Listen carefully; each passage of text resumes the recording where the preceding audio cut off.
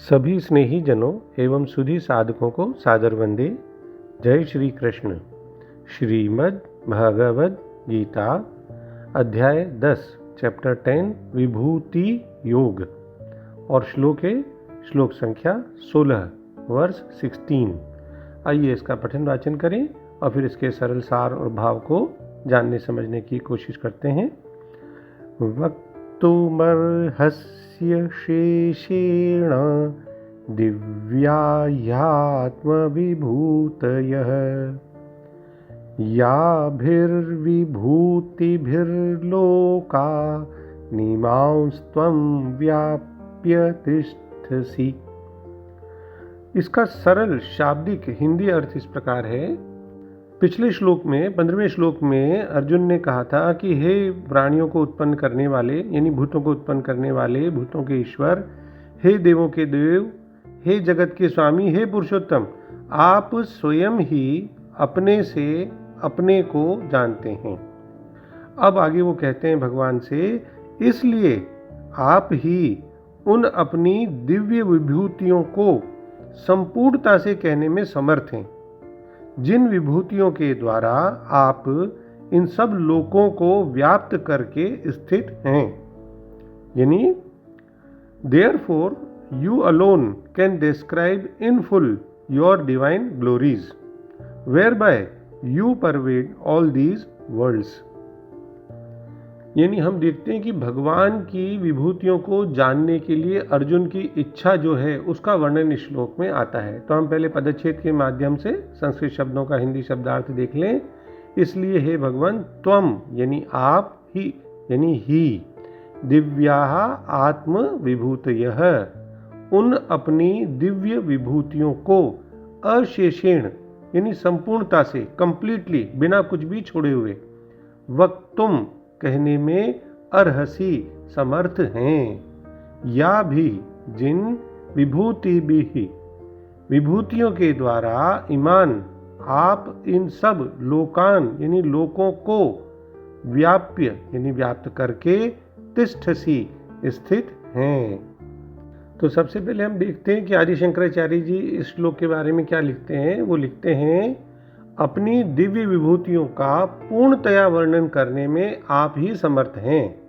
यानी आपकी जो विभूतियां हैं, जिन विभूतियों से अर्थात अपने महात्म्य, अपनी महानता, अपनी महिमा के विस्तार से आप इन सारे लोगों को व्याप्त करके स्थित हो रहे हैं, उन्हें कहने में आप ही समर्थ हैं। अर्जुन को अब तक ये बिल्कुल निश्चय हो गया है कि भगवान ही विश्व के अधिष्ठान हैं, जिनके बिना विश्व का अस्तित्व सिद्ध नहीं हो सकता।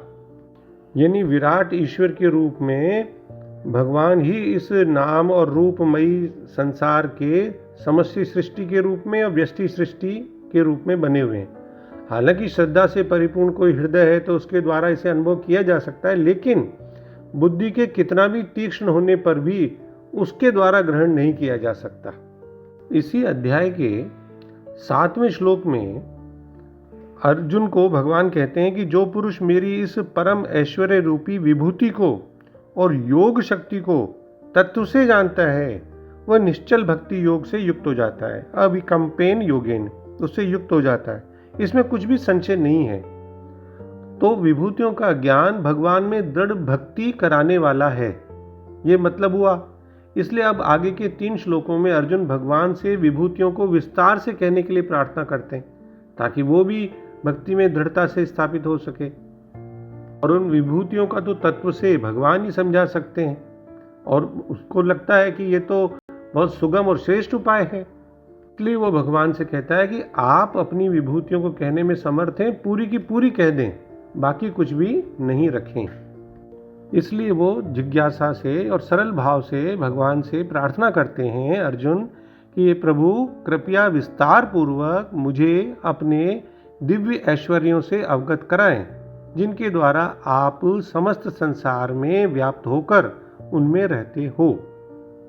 देखिए, अर्जुन तो यहाँ तक जान ही चुका है कि भगवान श्री कृष्ण ही भगवान है। वास्तव में श्री कृष्ण ही भगवान है। तो अर्जुन समस्त सृष्टि के परम नियंता श्री कृष्ण की महानता और सर्वोपरि प्रतिष्ठा के संबंध में सुनना चाहता है। इसलिए वो कहता है कि मैं आपकी दिव्य महिमा को जानने की जिज्ञासा कर रहा हूँ, ताकि मैं दृढ़तापूर्वक आपकी भक्ति करने में समर्थ हो सकूं। लेकिन आपकी कृपा के बिना आपके स्वरूप को समझना तो असंभव है, इसलिए कृपा करके अपनी महिमा प्रकट करिए जिससे मैं आपको समझ सकूं। ये भाव है। तो अंत में हम डॉक्टर राधा कृष्णन जी के सरल शब्दों में इस श्लोक का भावार्थ पुनः देख लें कि आप मुझे अपने उन सब के सब दिव्य प्रकट रूपों को यानी विभूतियों को बताइए, जिनके द्वारा आप इन सब लोगों को व्याप्त करके यानी उनमें और उनसे परे निवास करते हैं। जय श्री कृष्ण। ओम श्री कृष्णार्पणमस्तु। Doctor B K. शर्मा के प्रणाम और किसी भी भूल अथवा त्रुटि के लिए क्षमा। सर्वे भवन्तु सुखिनः, सर्वे सन्तु निरामयाः।